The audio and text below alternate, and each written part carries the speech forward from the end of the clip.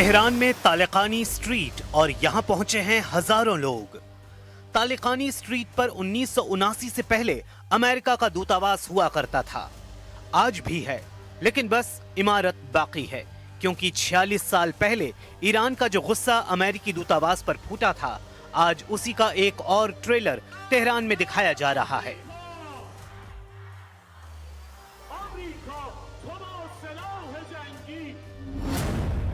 Iran ने बता दिया है कि उसका दुश्मन नंबर 1 कौन है, वो अमेरिका या फिर इजराइल है।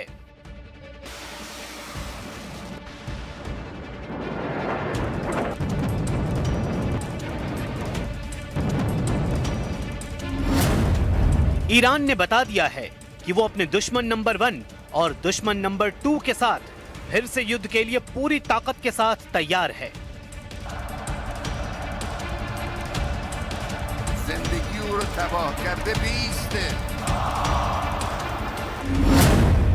ईरान के सर्वोच्च नेता अली खामेनेई ने कह दिया है कि ईरान झुकेगा नहीं, ईरान डरेगा नहीं और ईरान से अब कोई टकराएगा तो बचेगा नहीं। ईरान के नए तेवर को समझने के लिए वहां की राजधानी तेहरान चलिए। तेहरान के तालिकानी स्ट्रीट पर जमा हुए लोग देखिए और समझिए कि आखिर ईरान के लोग क्यों अपने दुश्मन नंबर 1 और दुश्मन नंबर 2 के खिलाफ इकट्ठा हुए हैं। इसकी पूरी डिटेल समझने के लिए देखिए कि 46 साल पहले 4 नवंबर 1979 को क्या हुआ था। सब कुछ फ्लैशबैक में है।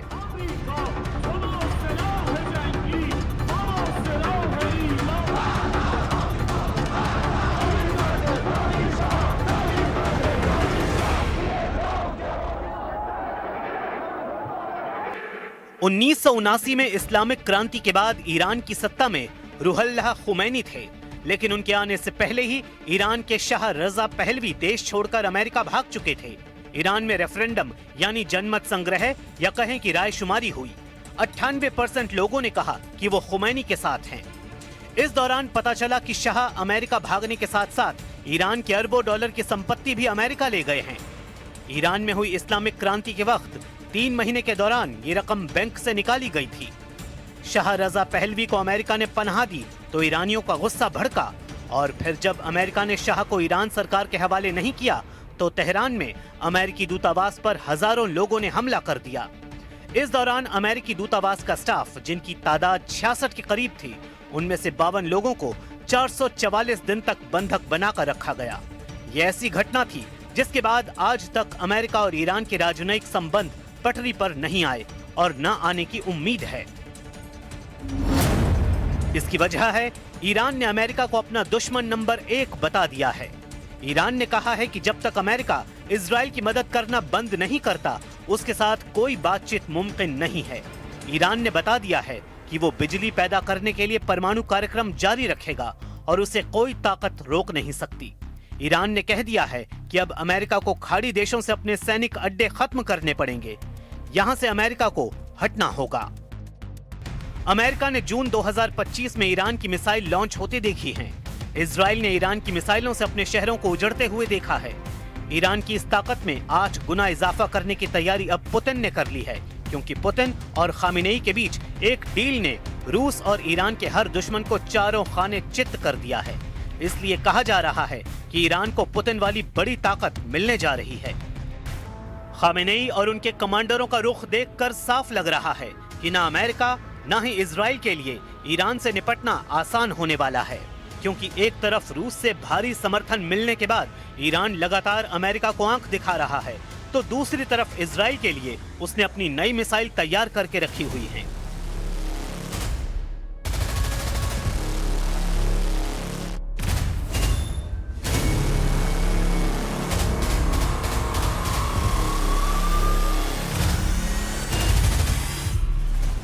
सवाल है कि क्या 2025 के आखिर में युद्ध हुआ तो इजराइल पर फिर फटने जा रही है ईरान की मिसाइल?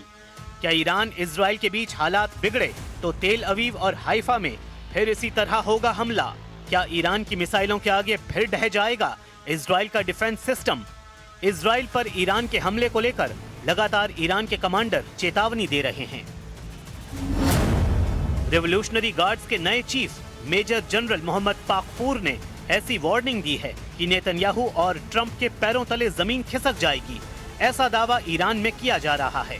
कमांडर पाकपूर ने कहा है कि अगर इजराइल ने ईरान पर फिर हमला करने की गलती की तो ईरान की सेना इजराइल के लिए जहन्नुम के दरवाजे खोल देगी। मेजर जनरल पाकपूर की वार्निंग बता रही है कि ईरान ऑपरेशन ट्रू प्रॉमिस 4 को अंजाम देने के लिए पूरी तरह तैयार है। ईरान के इस बहुत ही ताकतवर कमांडर की वार्निंग डराने वाली है।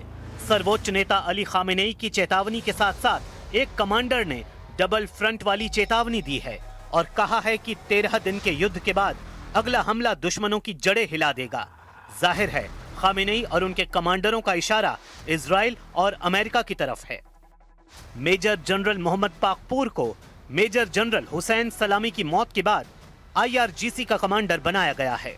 मेजर जनरल हुसैन सलामी की मौत 13 जून को इजराइल के हमले में हुई थी और उसके बाद से पाकपूर IRGC की कमान संभाल रहे हैं।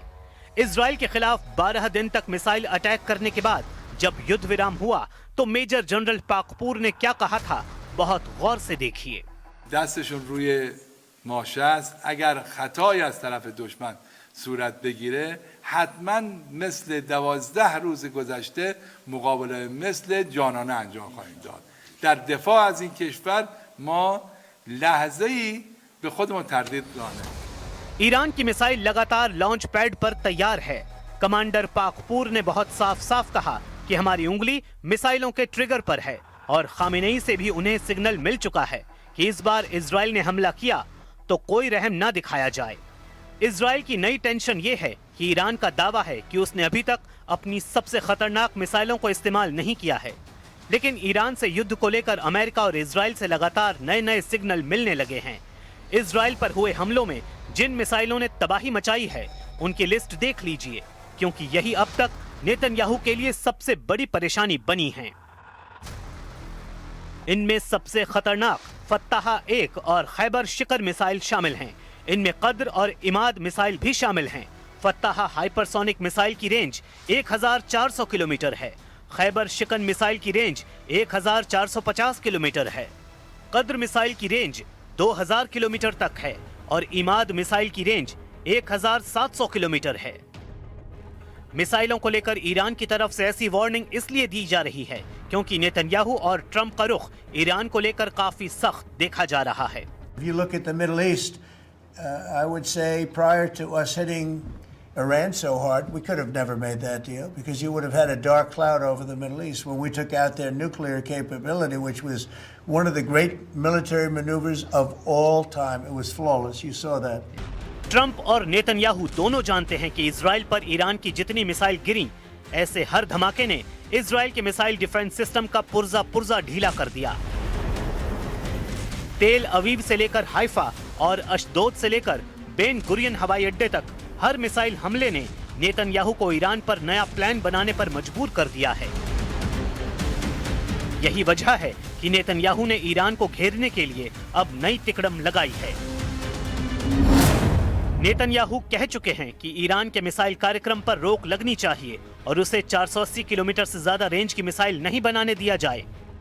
मतलब साफ है कि नेतन्याहू ईरान की उन मिसाइलों से घबरा गए हैं जो 1500 किलोमीटर या उससे ज्यादा रेंज रखती हैं, क्योंकि ईरान और इजराइल की दूरी भी 1500 से 1800 किलोमीटर की रेंज में है। यही वजह है कि नेतन्याहू चाहते हैं कि ईरान के पास 480 किलोमीटर की रेंज वाली मिसाइल हो ताकि वो इजराइल तक न पहुंच पाएं। 13 जून को ईरान पर हमला हुआ था और उसके बाद 12 दिन तक दोनों तरफ से एक दूसरे पर हमले हुए थे। हमले दिन रात हो रहे थे। एक तरफ से फाइटर जेट तो दूसरी तरफ से बैलिस्टिक मिसाइल दागी गईं। एक तरफ नेतन्याहू ने कमान संभाली जिसमें अमेरिका से भी पूरी मदद थी, तो दूसरी तरफ ईरान के सर्वोच्च नेता अली खामेनेई ने मोर्चा संभाला और तमाम मिलिट्री लीडरशिप खत्म होने के बाद फौरन सेना की कमान नए कमांडरों के हाथों में दी और फिर 12 दिनों तक ईरान ने बता दिया कि इजराइल की शुरुआती स्ट्राइक के बाद उसकी मिसाइल पावर बरकरार है। نیروهای مسلح و صنایع نظامی ما آماده داشتن، استفاده کردن، به کار بردن، بازم دارن، لازم باشه در وقت دیگر هم ازش استفاده میکنن। ईरान के तेवर बता रहे हैं कि उसकी मिसाइलें फिर तैयार हैं और ईरान पर फिर से हमला हुआ तो तेल अवीव और हाइफा बुरी तरह दहलेगा। ये वार्निंग ईरान से लगातार आ रही है। ईरान के बड़े बड़े जनरल लगातार इजराइल को वार्निंग दे रहे हैं। ईरान बार बार ये दावा कर रहा है कि उसने 12 दिन के युद्ध में अब तक अपनी पूरी ताकत का इस्तेमाल नहीं किया है और न ही अपनी नौसेना और IRGC की कुद्स फोर्स को तैनात किया है। और अगर ईरान पर दोबारा युद्ध थोपा गया तो इसका नतीजा इजराइल की संपूर्ण तबाही होगा।